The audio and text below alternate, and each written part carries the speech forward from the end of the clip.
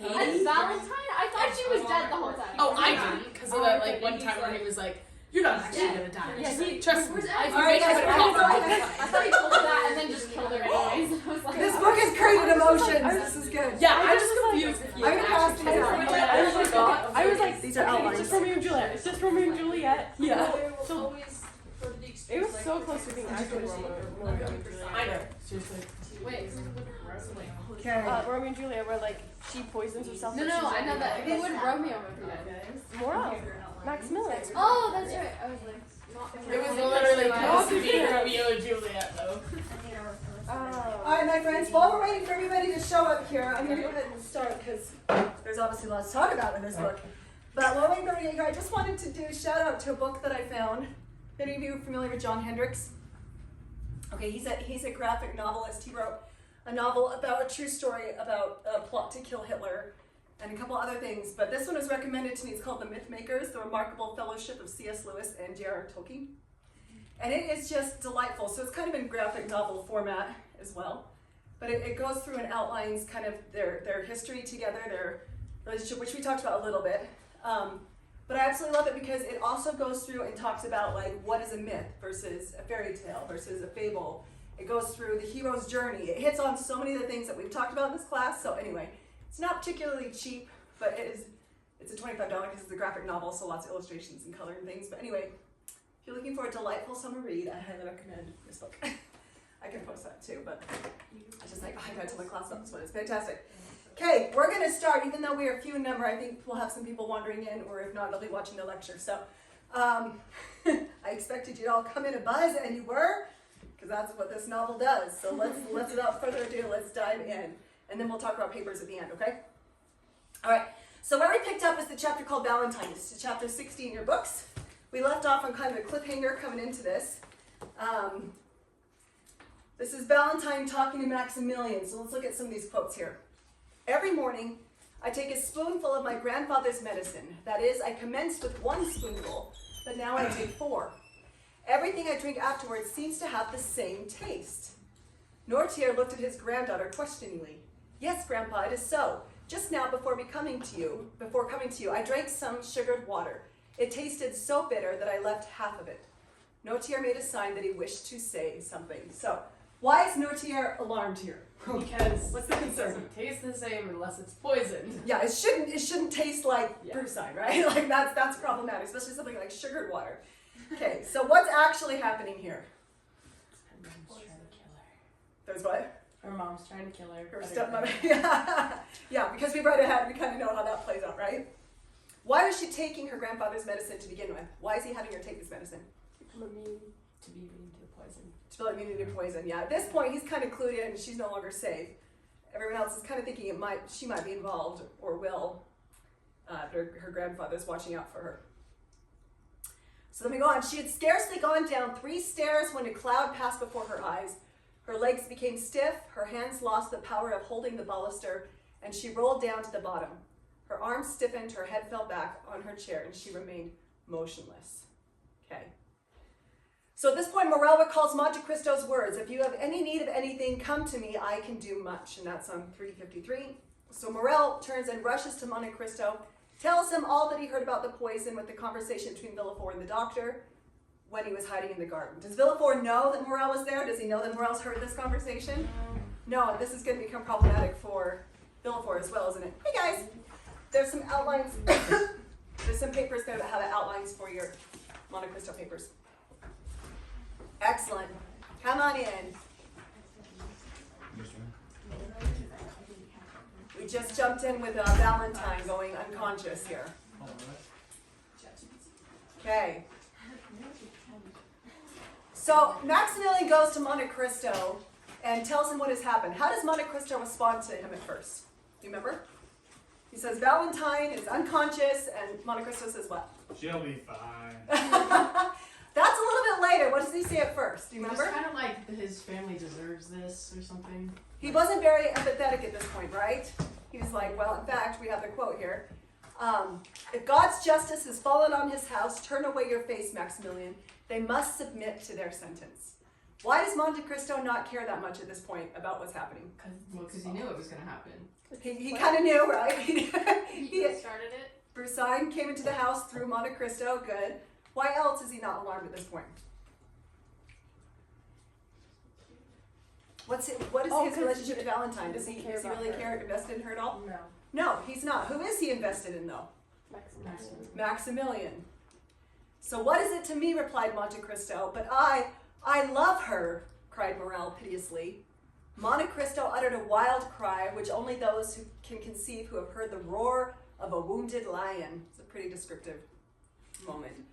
The silence and inward struggle lasted about 20 seconds, and then the Count raised his pale face.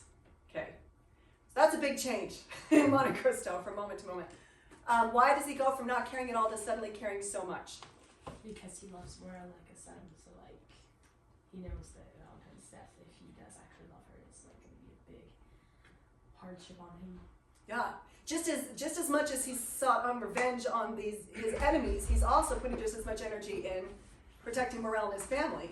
So if Morel loves Valentine and he is the one who has now introduced the Bruceine into the home of the Villefors, it's not just, oh no, Morel's hurt, it's I have hurt him, right? He's realizing this moment of responsibility. We're going to see this. Up to this point, Monte Cristo has kind of been this cool dude who is above the law, who rides across everything, watches things happen, manipulates people, all these kinds of things. But as this book starts to unwind, we're going to see a little bit more of his humanity as a maybe fallen god. If he thought of himself as like godlike in his justice quest, he's going to learn that he is not, right? As it were. So this is where Monte Cristo has this moment of realization, and he says, "Behold, my dear friend, how God punishes the most boastful and unfeeling for their indifference in the face of terrible disasters. I looked on unmoved and curious. I watched this grim tragedy developing, and like one of those fallen angels, laughed at the evil committed by men under the screen of secrecy. And now my turn has come, and I am bitten by the serpent whose tortuous course I have been watching, bitten to the core." Okay, so now this is a hinge point in the novel where we start to see Monte Cristo change, which is going to have him shift his perspective in a totally different direction, okay? How would you describe Monte Cristo up to this point in the novel? Do you see him as a villain? Is he a good guy? What's his character like at this point? Like anti-hero. He's a little bit of an anti-hero, right? He's kind of neutral. A little neutral. Yeah. He's exacting justice, but so far it's been bad things happen to bad, good things happen to good. Yeah. Okay. Any other thoughts? He's an interesting character, right? I know when I read the novel, I'm like, am I rooting for him or not? I can't half tell, right? Like which way I want things to go. But here, he's finally realizing he recognizes the need for forgiveness and a focus on the future rather than just perpetuating his past grievances. So this is a change that we see in him, and that's going to continue to the end of the novel. Okay, the next chapter, The Secret Door. This is an interesting one. If you can remember, when Valentine's grandmother was dying, do you remember what she kept saying? That she was seeing visions of what? A white figure. A white figure or a ghost, what she thought as a ghost, would come into her room at night, right? We're going to see a reappearance of this ghostly figure here, okay, in this chapter. So at this point, Valentine is still recovering and is in one of these bedrooms when she sees an apparition, what she describes as an apparition. One such apparition comes to her at night, knocks the glass literally out of her hand. And then she recognizes this apparition as Monte Cristo. Okay, so up to this point, she's been kind of coming in and out of consciousness at night. She sees apparitions, and this keeps happening, and then finally one night, the glass gets knocked out of her hand. And then she comes out of it enough to actually recognize it's Monte Cristo. Why can she recognize who the apparition is this time but not before? Any ideas? Because she was drinking, like, sleeping or a toxin or something. Yeah, whatever was in the Kool-Aid, right? She's drinking it, right? So then when the drink gets knocked out of her hand, it's enough that her body's able to recover and she's able to finally come back to consciousness a little bit more. In which Monte Cristo says, "For the last 4 nights I have been watching over you to protect and preserve you for our friend Maximilian." And then the Count takes from his pocket a phial containing a red liquid, of which he pours a few drops into the glass. "When you have drunk that, take nothing more tonight. This elixir has saved your life during the last 4 nights, Valentine. But how have I lived? Oh, the horrible nights I have gone through. the terrible tortures I have suffered when I saw the deadly poison poured into your glass and feared you would drink it before I could pour it away. Okay, and at this point, Valentine will also learn that Monte Cristo also knows who it is that's been trying to kill her. Now, here's an interesting question. He's pouring something into her glass too, and the thing that he's pouring is the red phial, right? The red elixir. What is she pouring in the glass then? Also, So what's the difference? she poured more. She poured more, and he's pouring less. So what does the red elixir symbolize? We talked about it a few weeks. Do you guys remember? Revenge. It can The power symbolize. to give and take away life. There it is. The power to give or take away life. So yes, revenge indirectly, meaning that if you have the red elixir, you can now dictate who gets to live and who gets to die, kind of, right? Okay, so he's come in with this, and he's obviously chosen that Valentine is going to live, where Madame Villevor is pouring in the brew slime into the cup in much larger doses, okay? And eventually, we learn that she switches it out for just a straight-up narcotic, because it's not working, right? She's like, this girl just won't die. I keep giving her more and more, and she just won't go. So then she switches it out for something even more poisonous. But the Count was giving her the small doses to help revive her. Okay, the apparition again, next chapter. Valentine sees a woman in a white dressing gown emptying some liquid from a phial into her tumbler. Valentine recognized her stepmother, okay?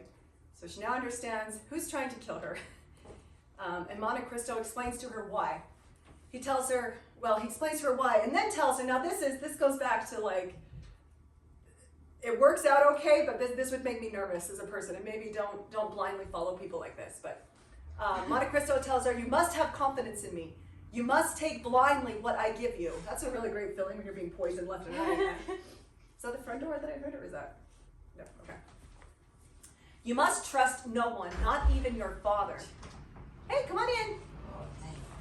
Whatever happens to you, do not be alarmed. Though you suffer and lose your sight and hearing, do not be afraid. Though you awaken and know not where you are, fear not. Even though on awakening you find yourself in some sepulchre, vault, or coffin, collect your thoughts quickly and say to yourself, at this moment a friend is watching over me, a father, a man who desires our happiness, mine and Maximilian's. Yeah, that's a lot to take in there in that moment, right? If you were Valentine, would you trust Dantes in this moment? No? Why? I'd be like, okay, so he wants me to go to sleep and wake up in a coffin. No thanks. And not tell the person I trust most, my grandfather, right? It feels like she's in such a vulnerable state of like she's so sick Yeah. and she keeps being poisoned and she just found out that it's her stepmother who Yeah. raised her since she was so young, and she's like doesn't even trust him. This man's like, okay, trust me, look, I just saved you, and she's like, It's a lot. I feel for Valentine through this whole part, and she has great courage and great trust, and luckily she ends up putting it in a place that it works out in the end. So that's kind of, we just had to take a moment to appreciate Valentine. Though you awaken in a coffin, collect your thoughts quickly and say, it's fine, at this moment a friend is watching over me, no biggie. I don't know if you spent time in a coffin before, but I think it would be a biggie. All right, the apparition, again, chapter 62. Dantes and Valentine are now speaking. He's telling him, you are my darling child, Valentine. I alone can save you, and save you I will. My daughter, believe in my devotion to you as you believe in the goodness of God and in Maximilian's love for you. And at this point, he's given her a pill. She takes the pill, puts it in her mouth, and swallows it. Okay, so I want to pause here for a minute. What relationship does this remind you of when Dantes calls her my darling child? Hades. Reminds you of Hades would be another one. Haiti. We don't say Hades because it comes more naturally. Yeah, It's yes. not Hades, but Haiti, yes. Good. Any other thoughts of relationships in the novel? Maximilian, because he sees him as a son as well. He does, yeah. So Dantes has these kind of relationships. and Abby Freya. Abby Faria, right. Faria. Yeah, yes. No, Maybe you're fine. Albert a little bit, but not. I don't know. A little bit, yeah. I want to take a minute to talk about the Abbey. When they were in jail, do you remember what the Abbey, how, the way that he took Dantes on and said, you are now my son, okay? And that was a big moment for both of them, but also for the Abbey. Do you remember what he talked about the Abbey when he said, I've adopted you as my son, and how did it affect the Abbey himself doing that and taking on Dantes and teaching him and watching over him? Do you remember what he said? It was a long time ago in the novel, but do you kind of remember what he said? We found a purpose other than revenge, right? Spot on, yes. that having this son, having this child, having someone to watch over gave the Abbey something to think about besides his revenge. Okay? So now we see Dantes developing this kind of relationship. This is a reflection back to the Abbey who had gone through what Dantes had gone through, but found peace. Would you say Dantes has found happy ending at this point? Not Not yet. quite. Not yet. Close. But Yeah. he's getting closer, right? 'Cause He he was has gonna a let her die. purpose besides revenge. Yeah. Exactly. Good. He's finally risen out of his plot for revenge and is instead focusing on serving and helping others. Like we talked about, this is what brought the Abbey ultimate peace of mind, and we see those changes in Dantes. And as Dantes was devoted and willing to blindly follow the Abbey as his savior, so here we see Valentine willing to follow Dantes under even more difficult circumstances. So let's revisit our hero's journey here. Where do you think Dantes is at this moment? This is the simplified journey. This is the one that they use in film and things, but where do you think he's at in his hero's journey? There's no wrong answer, by the way. What'd you say? The ordeal. The ordeal. Okay. Resurrection. Okay. Other thoughts? It almost seems like he's already gone through the journey and is going through it again with a different adventure. Because I feel like we went through the journey with Edmund, Uh-huh. and now we're going through with the Count. Because he already like had his resurrection and return with the elixir, all that stuff. But like now it started over again with like the call for revenge with the Count. So I don't know. I feel like this is the second part of the journey of, or I guess the second time around the circle. Turn around. That's exactly what I thought too. And there's no wrong answer. These are just thoughts. Like I don't have some magical manual that tells me this is what Dumas meant. But like Savannah was saying, we kind of see him go through the call of adventure, go through the tests in the prison. He went through the tests, and then he went through. We talked about his resurrection, right? When he plunged into the waters and came up a new person. He took on a new identity. He had a new purpose. He had a new bank account. Like he was a totally new person. He's taken on these identities. And literally returned with the red elixir, right? We have, in this book, it's a very literal elixir that he comes with, okay, which allows him to benefit or harm. Now that's a little bit different from the hero's journey. Usually when the hero comes back, they have the elixir, which is allowed to benefit the people in his known world, in his own land, right? But that's where the hinge point comes, is that because he has an elixir that has the ability to do both, he's going to swing through it all again. And I agree with you. I think that's spot on. So he gets called to an adventure, but his adventure is now one of seeking justice and revenge. And he kind of goes through all these steps again to some degree. Okay. I say he skips part of the first 3 though. Yeah. Oh yeah. And the hero's journey doesn't have to necessarily hit everything, but yeah, it's not like he's like, should I do it? Shouldn't I? No, he's dead set. He's going all in. There's no refusal. Meeting the mentor. At this point, he believes himself the mentor. He believes himself above these things Yeah. at this point. I agree. And he kind of becomes a mentor to others, which is kind of an inversion of the hero's journey because you need your own mentor. And what happens, maybe even more importantly, is to point out is that he kind of forgets what his mentors taught him, what his father and the Abbey taught him, which was, the Abbey was very specific. Don't doom your life to seeking revenge, like seek better things. He's ignored, so he skipped the refusal, ignored the mentor, and we're just moving on, okay? But now he's coming back up to the road back, and eventually to this resurrection sort of. The resurrection thing almost seemed like with the duel because he was gonna die for 3 times. Yeah. 3 times around.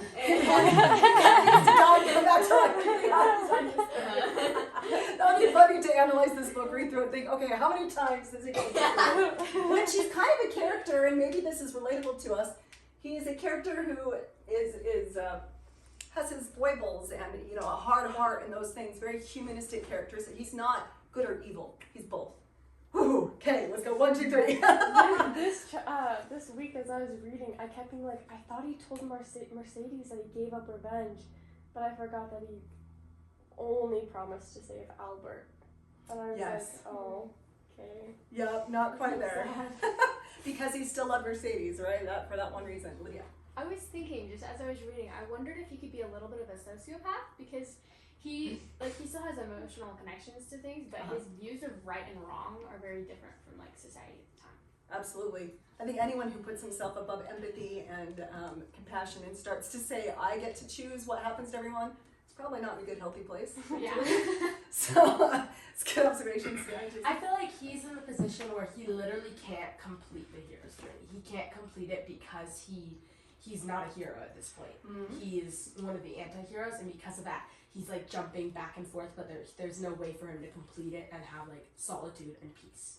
Good. That's an interesting thought. He's stuck. He's stuck in the hero's journey. Jack. Yeah, I agree with Savannah. That's but I was just gonna say, like, the first time around, Uh-huh. maybe he skipped some parts. So if you skip a part you didn't really go through, he becomes, I'd say, less of a human from the first time around. Then the Interesting. next time around he becomes more of a human than before, and then the third time around, I'd say he's much more of a human. I'd say he's like happy. He's not going for revenge. I'd say. He's picking up little Yeah. things each time. Once he finally went through the entire thing correctly, Yeah. he was like, I'm a good So person. maybe we should be wondering what our own hero's journey. No, it's a very human story, because the reality is that we don't have a straight in our own growth and development. We're going to have lots of different calls to adventure too. We don't just have one thing in life that we do and then we return. This is going to happen to us over and over again. And sometimes we might do a better job than others. Sometimes we might come out the hero. Sometimes we might come out the anti-hero. And we need to go back and reconfigure ourselves. This is so good, you guys. Good discussions. And this is why it is so frustrating to me that every single cinematic version of the Count of Monte Cristo completely changes the ending. I understand why they do. I do. It's a very complicated. You just read it all. Like, imagine that on film. It would be 2 hours. Even the one that I just watched, that I was telling you about, the new one that's all in French, that's 4 hours long. You'll get so angry watching the ending, because it's not. They cut characters and they change things, and but Dumas was brilliant, and what he wrote was really, really brilliant. But it's frustrating to me that in the cinema, my last rant about the cinema version is that they cut it off with the focus on revenge. He gets revenge, justice is served, the end. Yeah. And I think Dumas takes that into such a more beautiful, sanctifying ending as far as the human story goes, not just good is dead, or good is dead, bad is dead, good is alive. Well, some good is dead. So, anyway, move on here. Okay, the serpent. An aptly named chapter. It's kind of fun to read what the chapters are named. I meant to look it up and see if that was Dumas who named the chapters, or because sometimes authors wrote chapter names, sometimes they didn't, and they came in later. But this is a well-named chapter. So this is focused on Madame de Villefort, who said, well, in the book it says, anyone looking into the room at that moment would have observed Madame de Villefort's reluctance to turn her eyes towards Valentine. Let me back up. I skipped ahead, apparently. So this is the point that Valentine is taking the red pill, like we said, and what did the red pill do? Made it look I like said red. They didn't describe it as red. Took the pill, and then what? made it look like she died. It looks like she died. So everyone thinks that Valentine is now dead, okay? And then Madame de Villefort comes in with a reluctance to turn her eyes toward Valentine or to go up to the bed. The dim light, the silence and the heaviness of the night, no doubt combined with the frightful heaviness of her conscience. The poisoner stood in fear of her work. Okay. Does this remind you of anything else that we've read? Frankenstein. Okay. This reflects back on that I have done something, I have created or uncreated something, and now I'm looking at what I've done and I'm not feeling great. Yeah. It's an interesting thing of when she thought she'd poisoned Nortier, she was so excited to look at him, but now it's Valentine, who's so innocent and everyone loves her, and she's like more ashamed of it. That's interesting, huh? Because it says that her eyes fell on Nortier first. And maybe it was just with an expectation. I'd have to go back and reread it. But yeah, I wonder what her reaction is and how it compared. That's an interesting thought. I'm not sure. So, why do you think this chapter is titled The Serpent? Who is the serpent? Madame de Villefort. Why? Because like she's evil and she did evil work. She put her hand towards evil and killed somebody. Okay, good. Jack? Yeah, serpents have venom or poison, yeah. And she's trying to poison. A very literal, like, poison, venom, poison. The count. Eleanor, oh, sorry, then Sorry. Cosette. Sorry, this is her. Also, snakes are also seen as a symbol for greed as well, and I think that also plays into it. Yeah, absolutely. The captain is the one that actually. Cosette's still stuck on this. Yeah. Well, hang on. I just like to point out. Who is the serpent then? Mhm. That's a good question there. Good. Does it remind you of any other story? Adam and Eve. Okay, how would that be applicable here? We know that Dumas relied heavily on myth and fable and biblical references. So in the story of Adam and Eve, Satan came to them as a serpent. So this is basically Count of Monte Cristo playing the part of Satan, coming as the serpent through Madame de Villefort, who is like the serpent he's coming into through. Okay, yeah, that's an interesting And he idea. kind of tempted fate by giving her the first sign in the first place. That's true. That's true, yeah. And later, Dante compares himself to Satan. He's like, I put myself on the same level as God and was cast down, cast out. Yes, that's why we wanted to pause here, because you're right. That's the next place we're gonna go. So, in the story of Adam and Eve, the serpent is like with the tree of good and evil, and he's telling Eve to take from the tree of good and evil. So it just reminds me of how, like, with Madame Villefort, he gives her this thing that can be used for good or evil, and then she's just going around poisoning people. Yes. Yeah. These are excellent thoughts. It's an interesting comparison, isn't it? Here's another comparison. Was the serpent in the story of Adam and Eve, was the serpent successful in the end? No. No. Why? Fulfill the mission that needed to be done. Depends on your religious perspective. Well, but we can look at it as myth, just like we would a Greek mythology or anything else. Just talk about the story. I'm not talking about your personal convictions here, but why was the serpent not successful in the end? Because in the end, that's the objective that was supposed to be put. And I might be the same way with both these characters, the Count and the Matt Billboard. Good. In the end, there was a higher power that was able to conquer the serpent's work, right? Is the concept. So that's where we're going to look at and think about with this novel. Eleanor. Well, in the end, it's all part of the plan. Mm-hmm. So, can Monte Cristo. It was all part of the plan, Definitely. right? So it's interesting thing, Monte Cristo, yeah. Is he, what role does he play in this? Is he on the serpent side? Is he on the other side? We don't have a specific answer. We can ponder on that though. Good. Let's go on. So Madame Villefort then returns to the room to see and sees that the doctor is examining the glass that she had been giving to Valentine. Now there's an issue, right? What did she do? What did Madame Villefort do to make sure that that glass was not going to give away any secrets? Do you remember? Dumped it out. She dumped it out in the fire. And then she comes back in, the doctor picks up the glass. Is it empty? No. Uh-oh. No. Uh-oh. Whoopsie. Whoops. Okay, there's a quarter of the liquid left, the exact amount that was in there before. But she threw that liquid in the fire. How? How did this happen? The cow. Yeah. It's always Monte Cristo, right? The Count and his magical omniscience, right? He came in. She says, it must have been a miracle worked by the Almighty.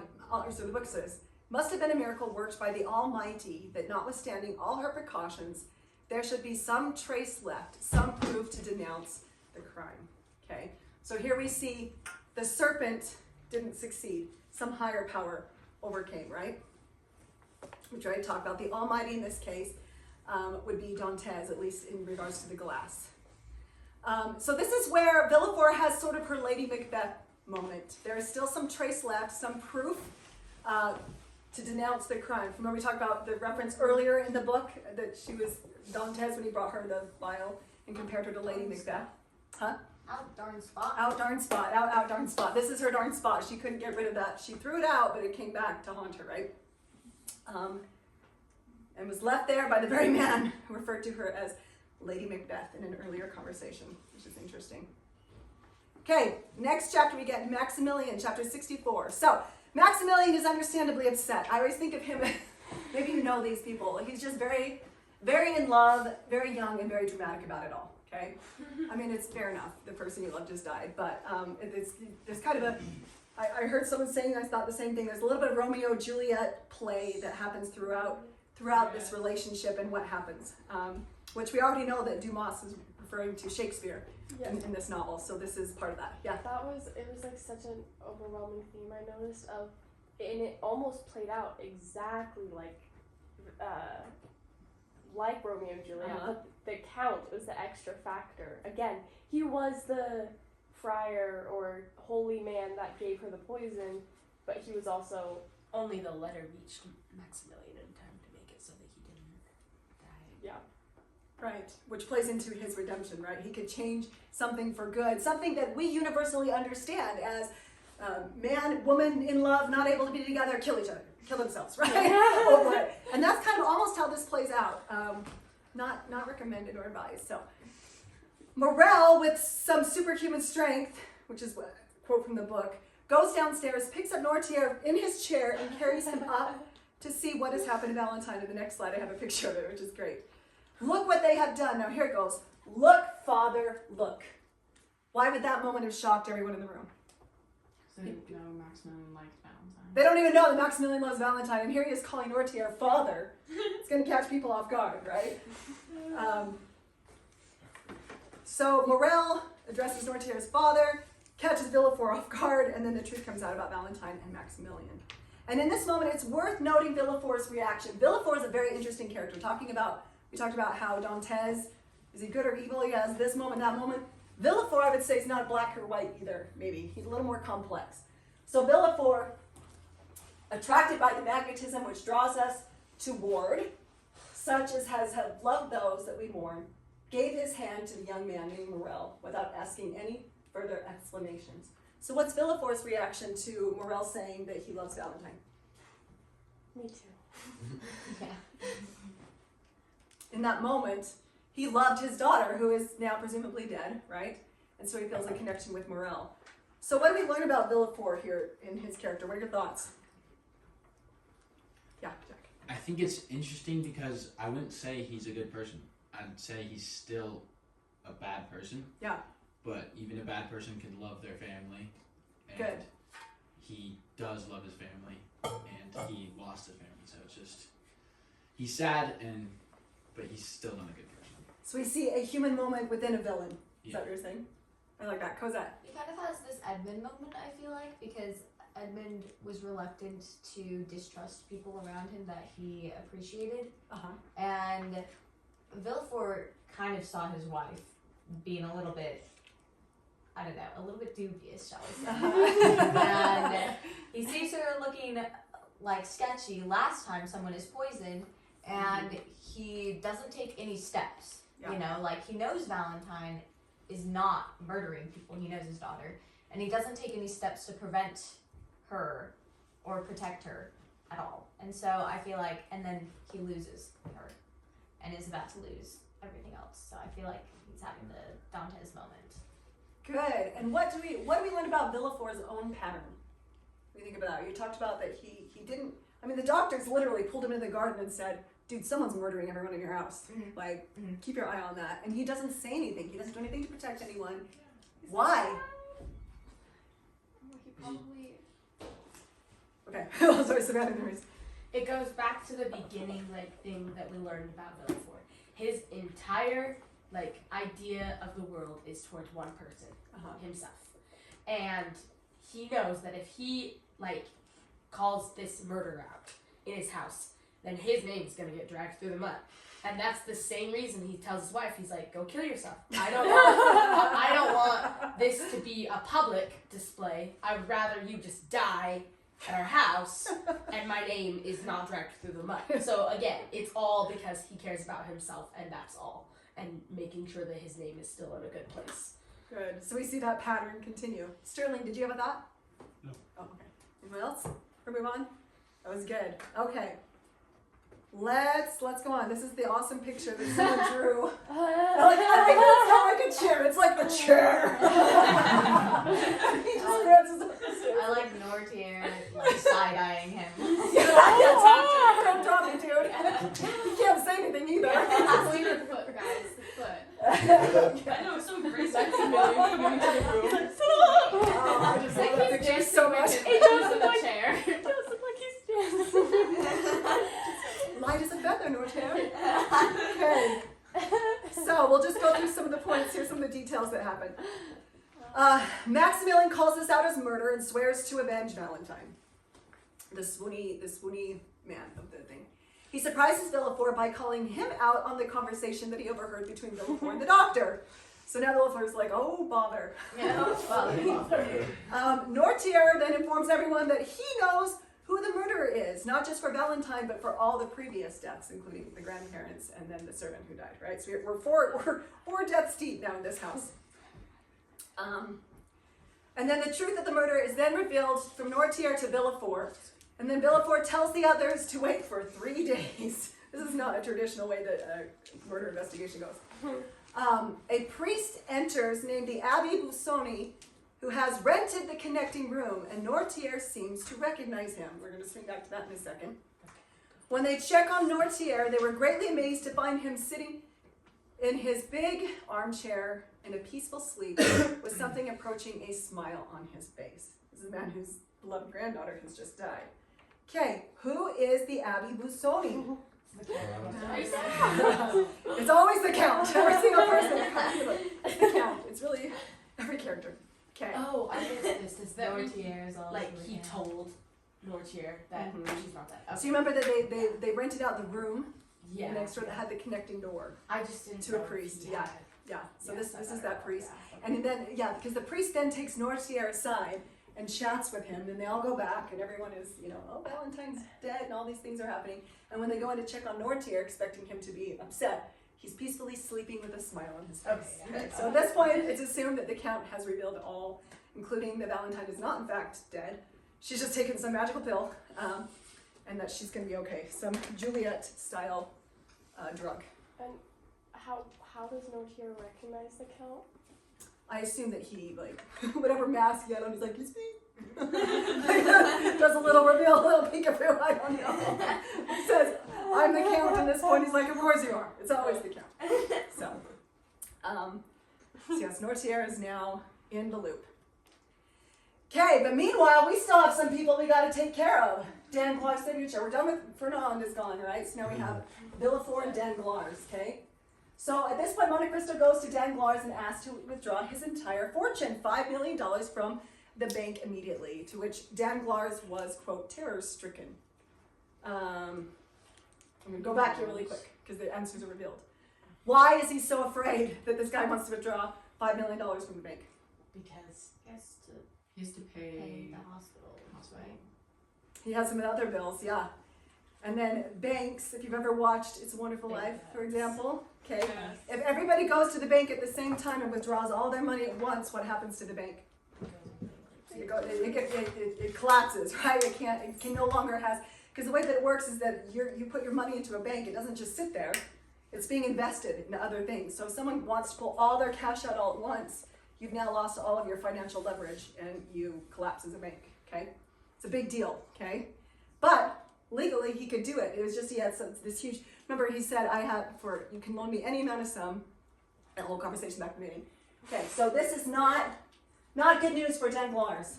He was, however, able to convince Monte Cristo to wait until noon the next day to make his withdrawal, which Danglars plans to take his cash and flee. And the way that this one plays out is just funny to me. We'll come back to that. Okay, so that's where Danglars is. Yes.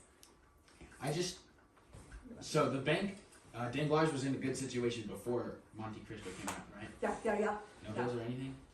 They were in a good situation. They had lost some money, if you recall, because of the report that went in.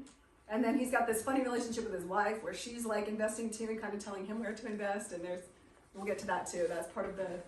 So I don't understand how he would get ruined by the $5 million, because if he wasn't ruined before they yeah, it's super stupid to just hang everything on one person's money. Yeah, yeah, that's a good observation. Yes, it is. Danglars, he has not been financially the most wise. Like he's gotten to where he's gotten, mostly because his wife was rich when he married her, and that gave some capital that they were somewhat able to work with, although it sounds like she kept her finances separate for the most part. But because of her, she seems to have her money not only in the stock market, but her thumb on, she knows things that are happening in the stock market. Like she's a little shady, as we know, for a lot of reasons. She's a shady character. And he's somehow been able to get some money. But yes, for whatever reason, pulling all this money out is going to ruin Danglars. So that's where pause on Danglars, because the novel it's like this happens and then pause and this. And all that's why they have to simplify this cinema versions. Maximilian, in a state of grief and despair, contemplates taking his life. Does this sound familiar? With a pistol, just as his father had done. Again, this is in the age of like duels and all the things. Things are just different. Monte Cristo shows up to prevent the tragedy, and Morel takes a moment to properly, what I would say is tell him off, okay? This is a funny moment between Morel and Monte Cristo, where Morel finally tells him, this is what I really think about you and about this situation.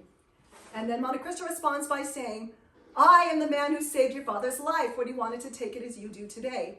because I am the man who sent the purse to your sister and the farong to old Monsieur Morel, because I am Edmond Dantes. It's be such a great movie moment, like, yeah, the music, dun, dun, dun. So Maximilian's mind gets blown, okay?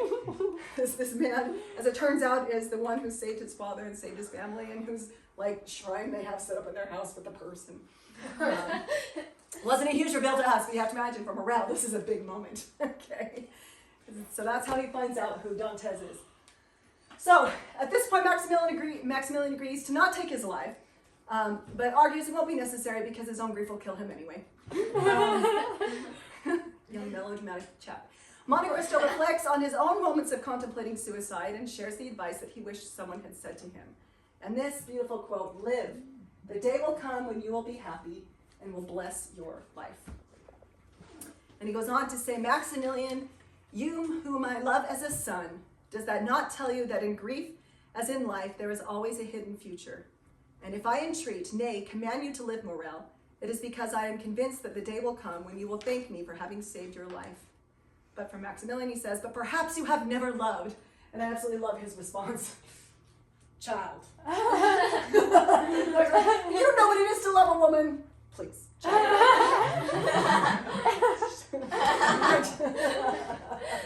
There's the child, like, oh, you're so immature, you don't even know what love is. And then there's, I don't know, Dumas is, is a black man, so I always kind of pictured as like, child. I can't pull it off, but you know what I mean. Anyway, Dantes is obviously loved very, very deeply, and that's a funny moment. Okay, consolation. This is where we have another biblical reference. So Dantes gives Morel a hint of hope in regards to Valentine perhaps not being dead after all. Why didn't you just tell her? It is funny. He kind of almost wants to test him or something. I don't know. He's like, learn from my mistakes. And anyway, it's an interesting thing that he doesn't just tell him right away. He's still cat and mousing with Morel a little bit. He talks about, like, you have to, she's died, now you have to die too. And it's like, okay, like, what are you doing with your life? Yeah. Again, these are the times when I read classics that I think, okay, different time, different culture maybe, because this is, like, nowadays, this would go back to, who said it, this is a little bit of a psychopath, this behavior. So Morel tells Dantes, I should obey you, though you command me to raise the stone which once more covers the sepulchre of the daughter of Jairus. We get that quote, that reference from the Bible. I should walk upon the waves like the apostle if you should make a sign to me to do so. So have a care, I should obey in all. Okay. So Morel in this moment is comparing Dantes to whom? Jesus. Christ, who had the power to Walk on water.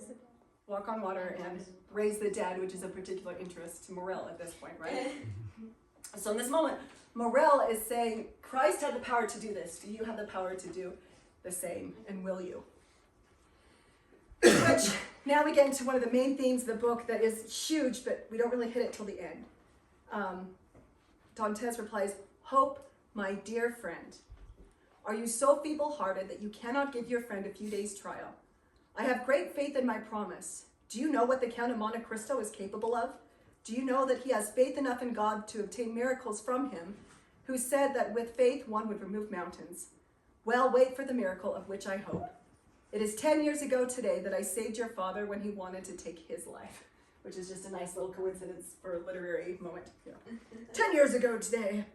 Maybe that's why he's holding out. He wanted some big, impactful moment. Okay, so hope has served as an important driving force for Edmond Dantes throughout the whole story.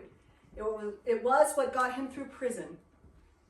What are some examples of the hope that Edmond Dantes had before, early in the novel? Yeah. The Abbey gave him hope, right? Do you remember where was he at when he met the Abbey? Not suicide, but it's a lot. Yeah, we're back to the Trying. suicide conversation, right? And he was what? Trying to kill himself. Yeah, by starvation. Good. So the Abbey gave him hope. What else?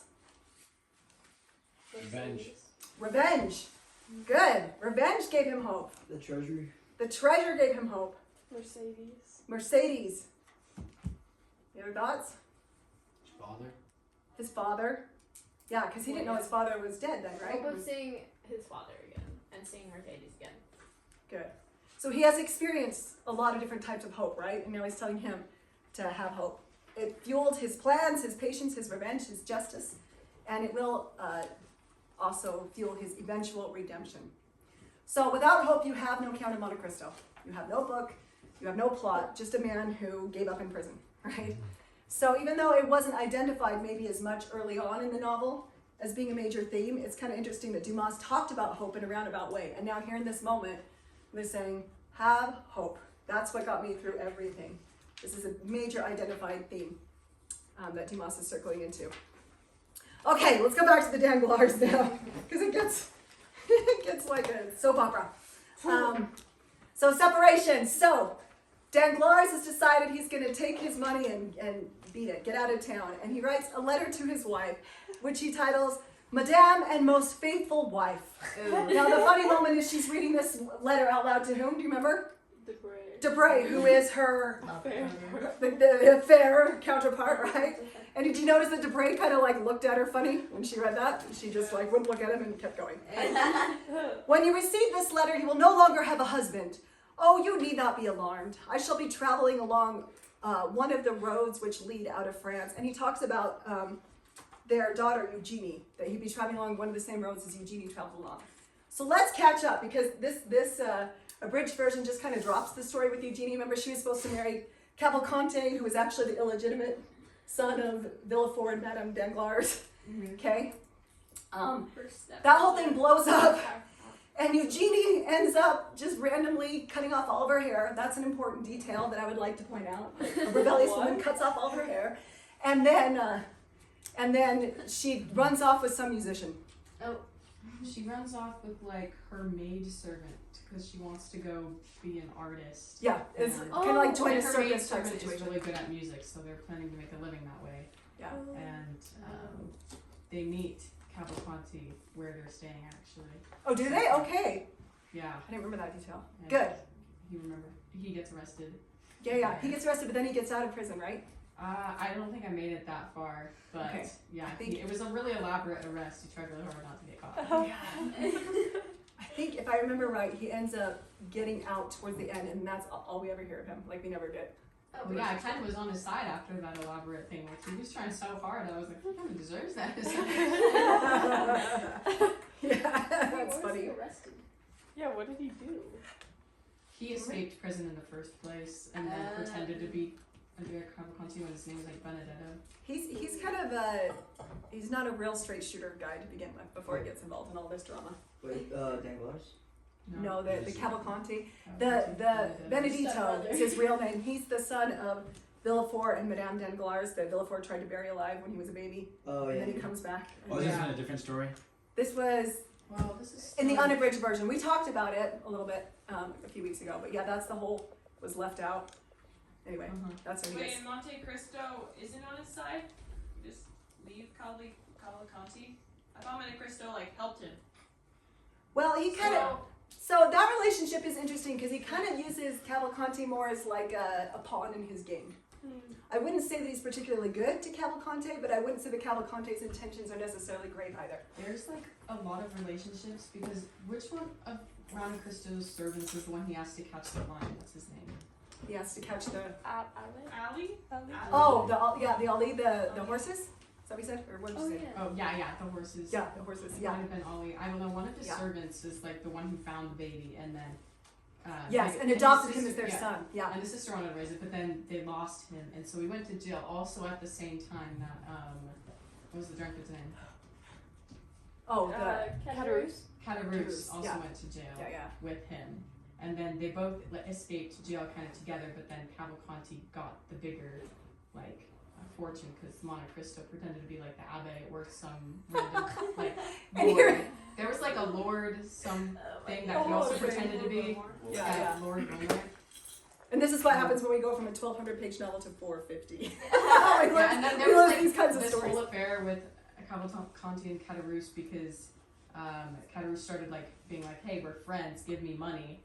And Cavalcanti was like, "Go steal from the Count of Monte Cristo," and then told Cristo about it. And so then he was there that night, and he was like, "Oh, it's Catarus," and so he's pretending to be the Abbe Faria, who Catarus already knew from the earlier affair. And then he was like, I guess I'll let him go free. So like he gets down, and then Cavalcanti's waiting for him, and so he kills him. So Cavalcanti dies, and so that's why Cavalcanti was exposed at all. Okay. That's why he was exposed and had to flee, and Interesting. that's why his marriage was ruined, kind of because he killed the guy. So there you go. You can catch that when you swing back to it. Good in job the for unabridged version. remembering that, Laura. Wait, Okay. so basically, Don't. That's the side so story. I'll catch that the next drunk week. guy dies from the other guy, the prince dude, right? The drunk guy. Yeah, that category. Oh, yeah, in unabridged. It doesn't touch on that in this version. Let's we want to get to the ending of this, so let's keep going with this one. Let's see. I owe you an explanation. A bill of 5 million francs was unexpectedly, so this is his letter to his wife, presented to me for repayment this morning. I postponed this payment until tomorrow, and I'm going away in order to escape that tomorrow, which would be too unpleasant for me to endure. I'm leaving you, madame, and most prudent wife, is it so good.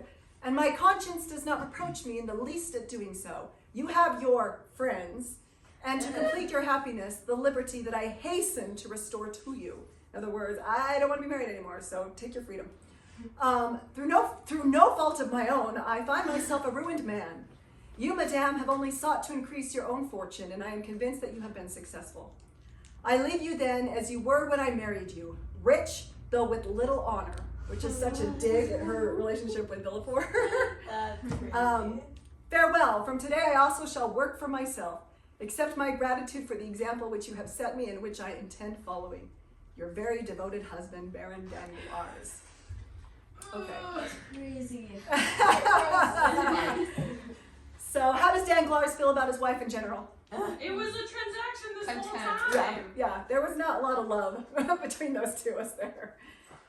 Okay, so then, so Debray, she's just read this letter to Debray, and how does he react initially? Go away. Bye. Is he like, oh, I inherited a wife I never wanted, a little bit, right? So he says, let's see, Savannah. You got an outline, right? Yeah, I did. Great, okay.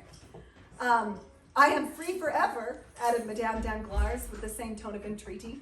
But instead of replying, Debray left her in suspense. What, she said, you have no answer? What was she expecting that he was going to say in this moment? Marry me. Yeah, she's like, I'm free. Man that I've been having an affair with. To which he replies, I advise you to travel, replied the young man coldly. It will be known that your husband has deserted you, and it will be thought that you are poor. I alone know your financial position, and I'm ready to render you an account as an honest partner. Debray had manifested indifference in pronouncing it. All she wanted was a tender word to console her for being so rich, but she waited in vain for that word. Okay. So up until this moment, Danglars had hoped for something more, but when she saw Debray's gesture of indifference and the sidelong glance which accompanied it, as well as the profound and significant silence which followed it, she raised her head, opened the door, and calmly and unhesitatingly descended the stairs, without even a farewell look at one who could let her leave him in this manner. Debray quietly waited until Madame Danglars had been gone 20 minutes before he made up his mind to leave. And during all this interval, he occupied himself with calculations, his watch by his side. Okay. Name's watch. Yeah, I don't know why they detailed the watch, but yeah, he's waiting for her. Has she been gone long enough yet? Maybe. I don't know. So, how did Debray feel about Danglars, Madame Danglars? Side chick. He seems to be more interested in a transactional relationship as well, wouldn't you say? It's kind of an interesting thing. Like, Danglars has just had a hard time landing herself a man who actually loves her. Well, it's why would Debray be like, oh, you're so trustworthy. I want you as Yeah, like, I know what you like, want. You're cheating on someone right now. Yeah, Like he's obviously not in for something honest because she's not. yeah. He's just wanting to get rich. I would not have read that letter out loud to my lover. Yeah, it was maybe a poor choice. Not that I would, Maybe a poor choice. but you know. Oh my goodness, so funny. So meanwhile, Mercedes and Albert are trying to get along, but are poor and trapped between two worlds. Remember, they have left, and Fernand has taken his life. Albert tells Mercedes the total of the buried money as well as some other items that he has sold. He has also sold himself by joining the regiment, hoping to regain the family honor and name. And then Debray. So Mercedes is living a very poor life, right? Her son is gone, and she runs into Debray in this moment. Quite a wealthy man at this point. And he sees her plight, and he compares her in his mind with Madame Danglars. And it says, the color rose to Debray's cheeks at the thought of the 1,000,000 francs he had in his own pocketbook. And unimaginative though he was, he could not help reflecting that a few minutes back, there was in that house 2 women. The one justly dishonored, he left with 1,500,000 francs under her cloak. Oh, she left with that. While the other one, unjustly smitten, yet superb in her misfortune, considered herself rich with a few francs. This parallel disturbed his usual politeness. The philosophy, the example overwhelmed him. But he consoled himself by becoming the owner of a splendid house, yielding an income of 50,000 francs.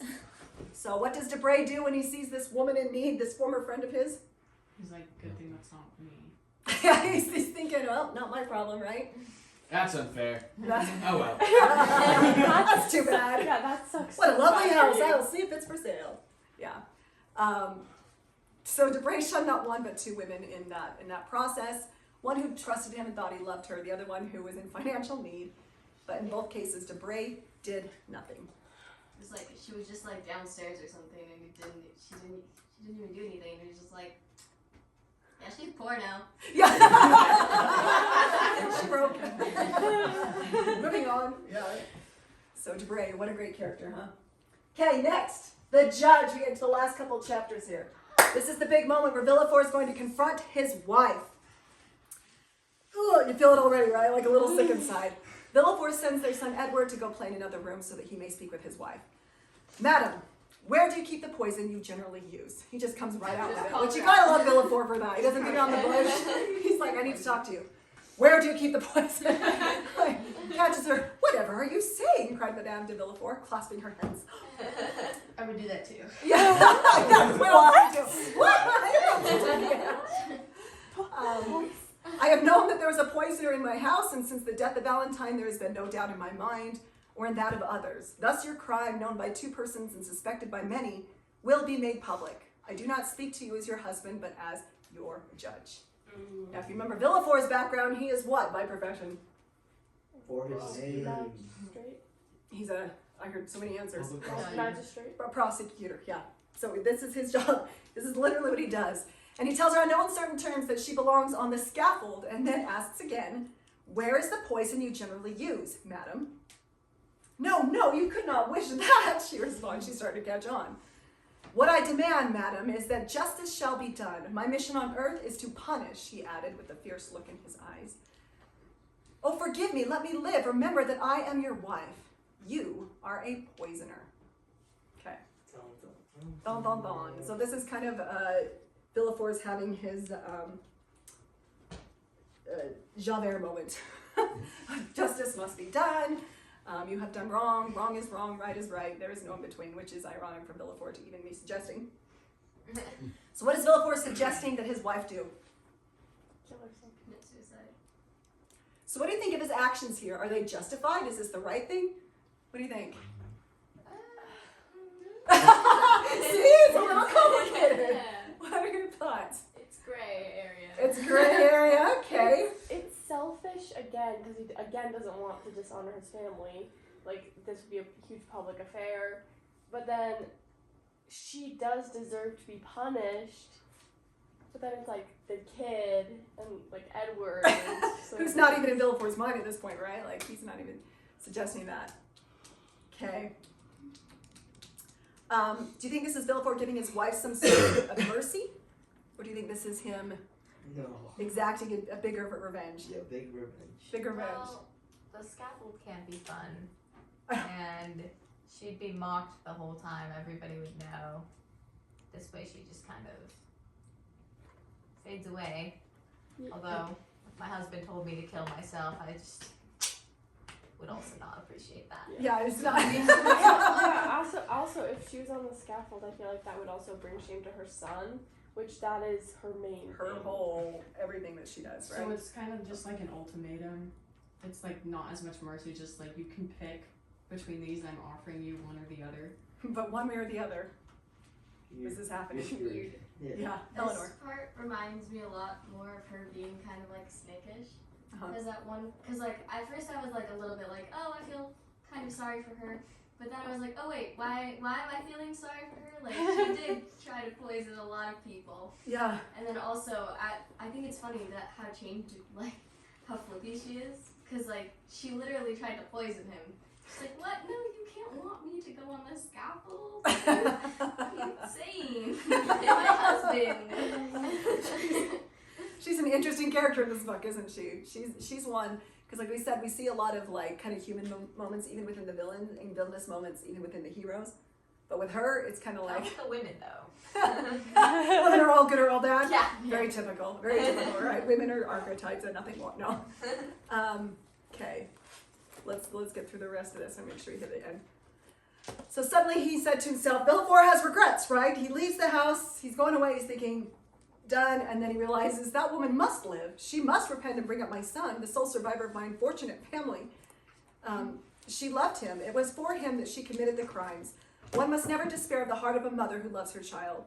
She will repent, and no one shall know of her guilt. She shall take her son and her treasures far away from here, and she will be happy, for all her happiness is centered around her love for her son, and her son will never leave her. I shall have done a good deed, and that will ease my mind. Yeah. That seems like a good idea. Seems like a good idea. It's fine, I'll just fight the murder, and she'll be happy, so... She'll be happy. Till he comes back, and she says, "It is done, monsieur," Madame Villefort said, with a rattling which seemed to tear at her very throat. "What more do you want?" And with that she fell her full length on the carpet. Madame de Villefort was dead. "Where is my son? Edward, Edward." The child made no response. Villefort pressed his eager lips to the child's cheeks. They were cold and livid. He placed his hand over his heart. It beat no more. The child was dead.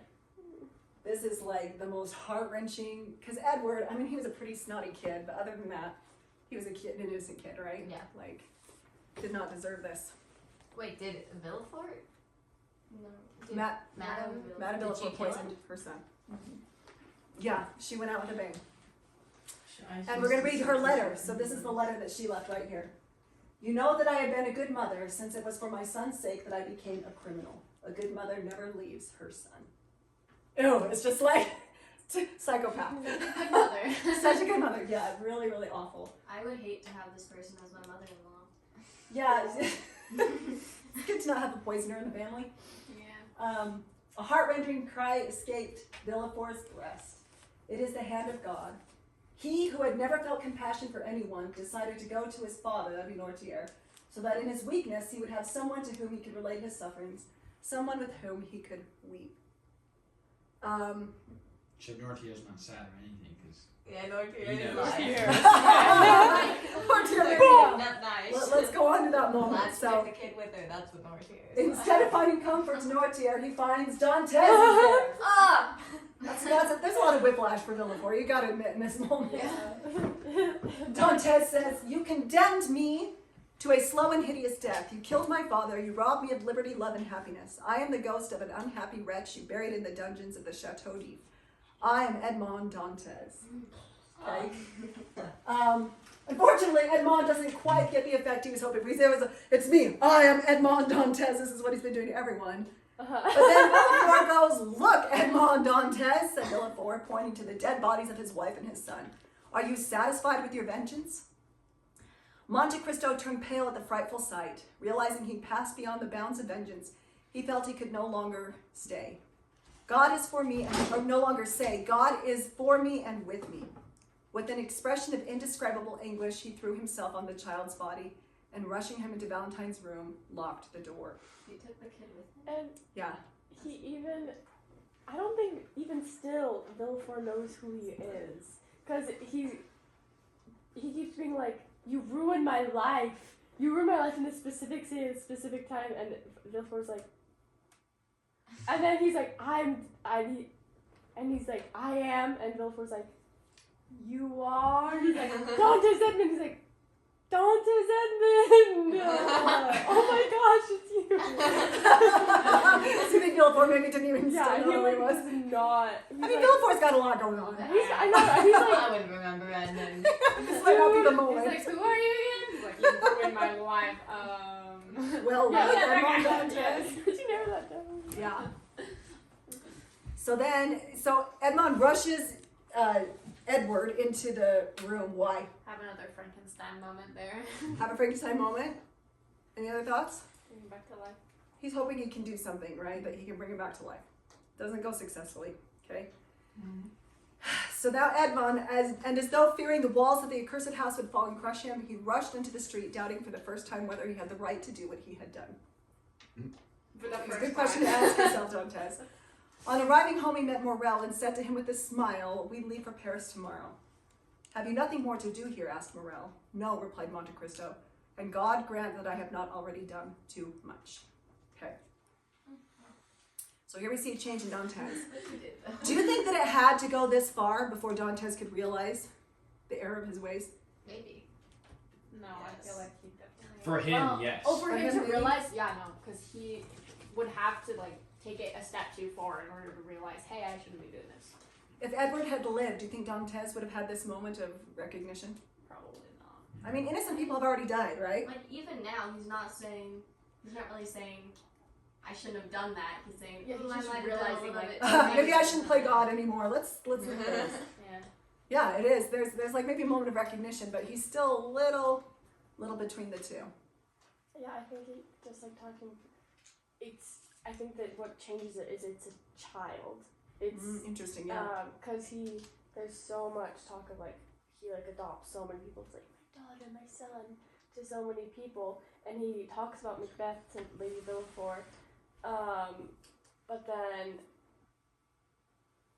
when he sees how extreme that it like he knows she's going to poison people because of her son, but then when she's pushed into a corner and she poisons her own son as well as herself, he's kind of like, oh my gosh, like he really pushed everyone into a corner, and when they lashed out, he like then he was able to be like, Oh, there's something different with this death, right?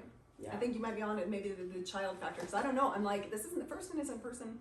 We have 3 deaths already that are innocent people, plus something Valentine's dead. He doesn't.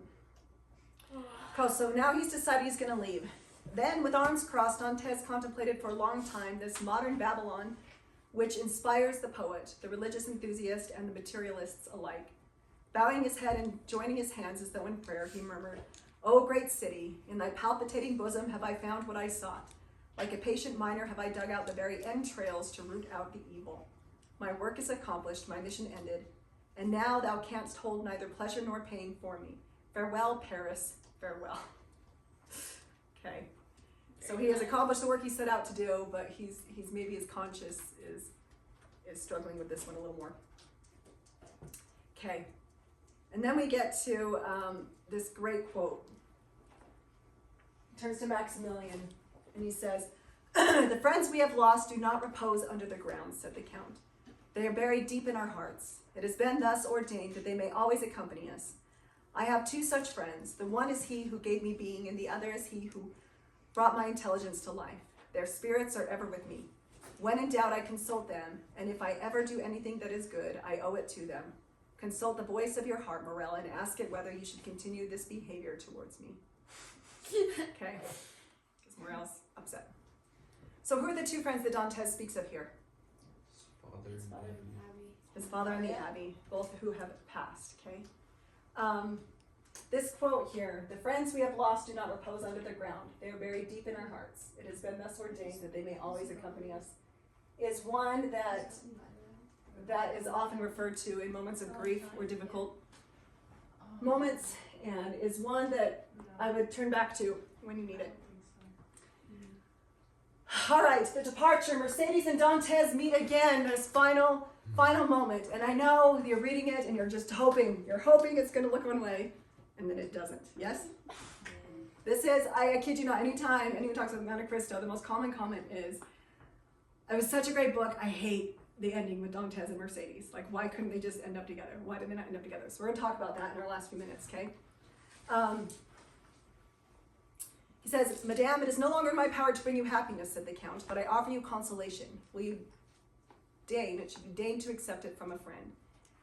"In truth, I am a most unhappy woman, and all alone in the world," replied Mercedes. "My son was all that I had, and he too has left me." "He has acted rightly, madam," replied the Count. "He is noble-hearted soul. In struggling against adversity, he will become great and powerful and will change his adversity into prosperity. So they've met here at the home of Dantez's father under the tree, at the bench where the treasure was buried underneath, and this is where Mercedes is now staying. And the treasure that was intended, this was the treasure that he buried, why, many years ago before he was arrested? Remember? For her dowry. Basically for her dowry. It was the treasure that was meant to start a new life together, right? But he still gives her this dowry, feeling that she still owed it. So in a way, the treasure still serves its purpose, right? It's allowed her to have a new life, a new start, fresh, all those things. Just not with Dantez. So Mercedes says, I had faith, innocence, and love, everything that make for supreme happiness, yet unhappy wretch that I am, I doubted God's goodness. Do not take my hand, Edmond. You wish to say some kind of affectionate words, I know, but keep them for someone else. I'm not worthy of them. See how misfortune has silvered my hair. I have shed so many tears that dark rings encircle my eyes. My forehead is covered with wrinkles. You, on the contrary, are still young, Edmond. You are still handsome and dignified. That is because you have preserved your faith and your strength, and trusted in God, and he has sustained you. I was a coward. I denied him, and he has forsaken me. Okay. Do you believe what Mercedes is saying here?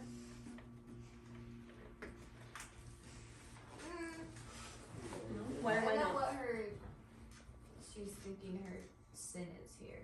Yeah, I don't know what she did wrong. I don't think she did anything wrong. I think she just feels guilty because Edmund's called her out of being like, why didn't you not marry anyone and be alone for the rest of your life because I was gone? A lot to ask, maybe. Yeah, but I think she feels guilty for not honoring his memory.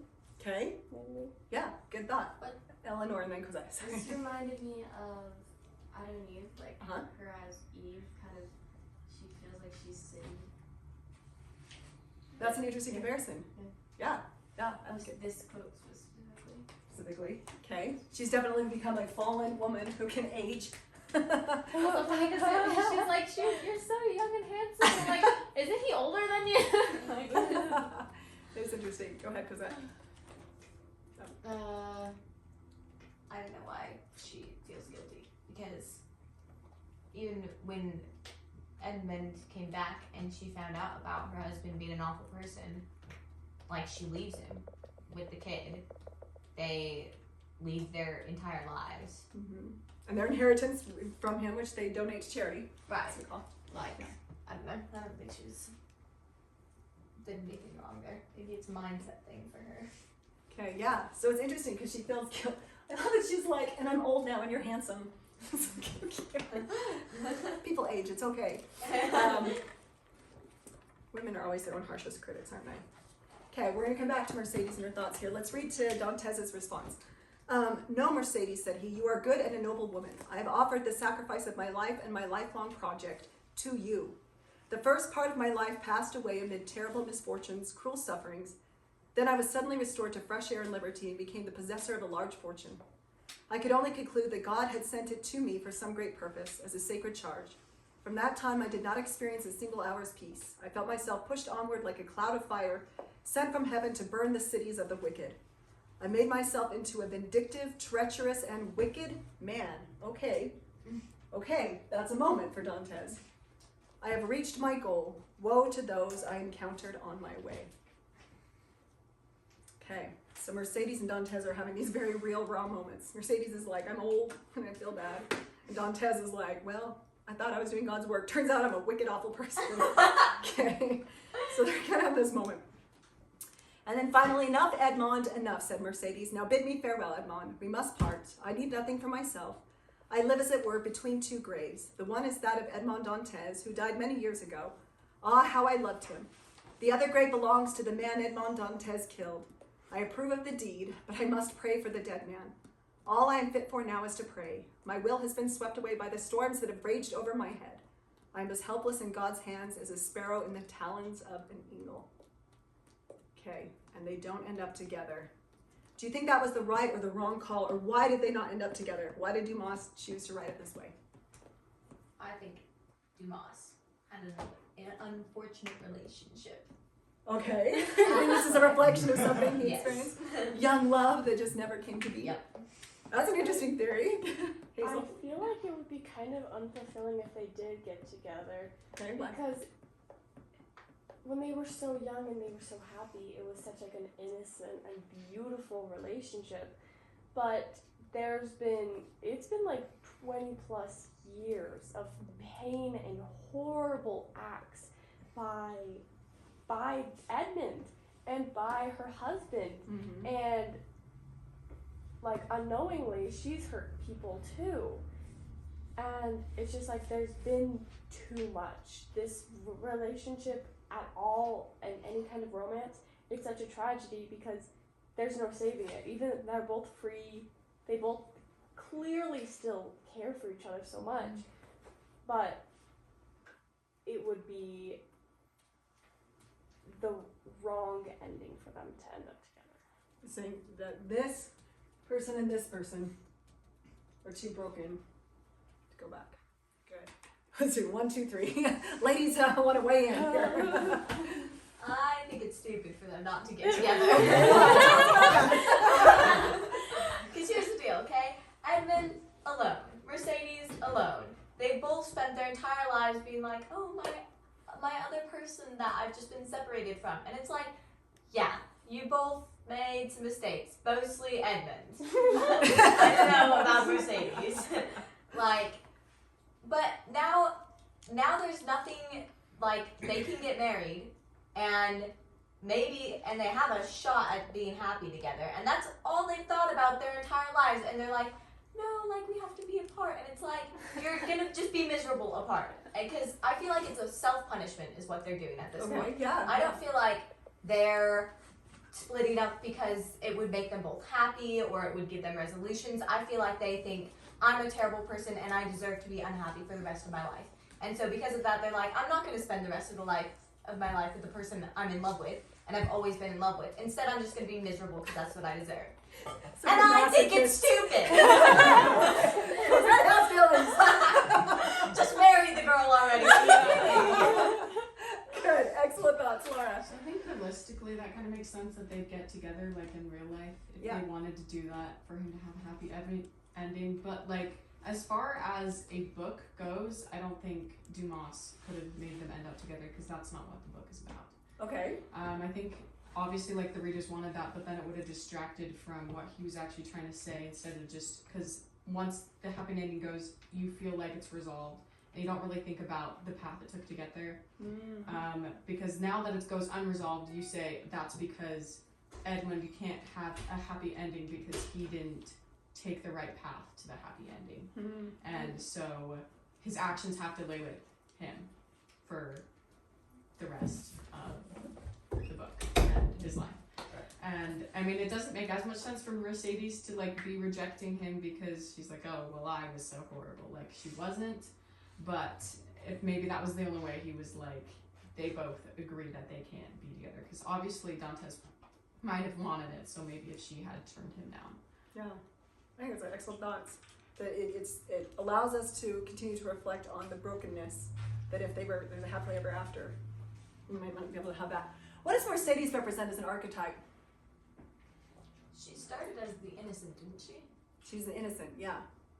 So this fact that she feels like broken, fallen, whatever these things, it's kind of a reflection of that the innocence, both her personally, but also of all these people, has been destroyed. Huh, Eleanor, I didn't let you go yet. Yeah, that's what I was. Okay, what I was sorry. gonna say. Like, Sorry, Thunder. she, in the beginning, she was a symbol of innocence. Yeah. But she married somebody else. So then, when he comes back, the only thing she's really focusing on is her son. So, first of all, her innocence has kind of been ruined because she married another man, and that was kind of the point. That was a lot of, I feel like, the appeal in the first point. Uh-huh. And then also, she chooses her son over him, Mm-hmm. like, several times. Yeah. And so, I feel like there's clearly things she cares more about than him. Yeah. So, if in the beginning, throughout the whole story, they had been madly in love with each other, and she had been willing to run away from her husband to go marry Dumas, like, when she knew it was him kind of thing. Yeah. Like, then they could have gotten together, maybe, but it's clear that there were other things. He chose revenge, and she chose her son. Yeah, yeah. And she didn't abandon her son for Dantes either, huh? Cosette. I think that Dumas like, I think Edmund thinks that he deserves to be miserable forever, and I think that Dumas is of the same opinion. Like, he feels like because Edmund's done wrong things, then the moral is that he's miserable about that forever. And I don't really agree with that, but I think that I agree with Laura. I don't think he would have been able to have the moral work out that way if he had had them get together. I think it would have gone against what he believed. I like it. There's a lot of thoughts around this. We're already 8 minutes over time, and I do want to end with this beautiful quote from the end of the book. But if you have feelings, think about your paper, okay? So let's see. He ends. Edmond says this: all of human wisdom is contained in these two words, wait and hope. Final thoughts. What does he mean by that? All of human wisdom is contained in these two words, wait and hope. Patience and faith, wait and hope. That's definitely another way that you could put it. Eleanor. Honestly, the first time I read it, I was kind of thinking that he was calling humans stupid. And it's like, humans are so stupid that the only smart thing they've ever done is wait and hope. Kind of makes sense. Is that where you still land, No, or did but you I read it a think- second time and think? Like, the only way to gain wisdom is to wait, and hope. Like, hoping is waiting, but being happy while you wait. That's what hope is for. Being happy while you wait, and waiting is to gain wisdom. So then you're happy. So humans are happy when they wait patiently, and then they endure it with a smile on their face. And that's wisdom. And I think that's what Edmund realized what he should have done. Like, instead of acting on his revenge, he should have just waited for it. Maybe he could have played a role in it, but like, just small amount of just basically kind of getting that, but basically putting the justice that they deserved and not being hold this guy out secret undercover, just going straight to like the officials or something. And Yeah, how different would that have been, huh? Yeah. He probably would have been able to have a happy ending if he would have done that. I mean, there's nothing wrong with getting what someone deserved, but I think he got the revenge and not instead of getting what they deserved. So Good. that makes sense. Good, Lydia. Yeah, I feel like if he had chosen a different path, because he came back, he found this treasure. He was this like super rich millionaire dude. Yeah. Like he could have had a wonderful life, but instead he chose to take revenge on his enemies, which then led him down the path. Ignoring his mentor, the Abbey, who said, here's how you should use your treasure. Okay, we are out of time. We're going to take 2 more comments and then a couple of things, then we'll go. Yeah, I was so, like, Dante's can't really have a happy ending, but at the end I was like, I don't want him to die, Mm-hmm. but then it was not my favorite that he decided to live because of Haiti. I wish we'd had time to talk about Haiti. Next week we could talk about it. Next week we'll have a longer, we can like swing back and still talk about Haiti. Jack. I was just gonna say, I don't think it's any human's job to exact justice for the most part. Mm-hmm. That is God's job. So wait. Good. Wait for justice. Good. So you guys are on your papers this week. I will post, I'll go over those quickly. If you need to leave, you can leave up, but I'll go over some ideas. They're ideas. You are welcome to write your paper what you want to. One is you could write your paper on what does this mean? Using examples from the book. Wait and hope. What does that mean? Other things, and like I said, I will post these, but just to get your brain going. What is the nature of revenge in the novel? When is it successful? When is it catastrophic? You could compare things of justice and injustice. The men who portray Dantes, did they feel justified? Why? Transformation, identity play a large role in the book. You could compare this to different stages of the hero's journey. Love and redemption is a thing you could talk about. Betrayal, loyalty, hope as the driving point in the novel would be another one. The progression of the character Dantes, when was he a villain versus a hero? Mentorship, symbolism, you could pick something like the red elixir or anything else that has symbolism. Dantes and Mercedes, their relationship. The final quote, or come up with your own topic. So just be thinking about this. This was a book that elicited a lot of emotional response. Think about what you took from the novels. Like, this is something that I really feel like this novel means and illustrates, and write that, okay? If you have questions, feel free to reach out to me. I've got outline papers that are there that you can use. Wait, do you have to write the paper by this Friday, or is it next? Rough draft, at least same as usual, yeah. Rough drafts turned in Friday, and then you'll bring your papers to class on Tuesday for our final class. Do that. Thank you. You're welcome. Wait, Yeah, go ahead. it will, Yeah, like turning. Action.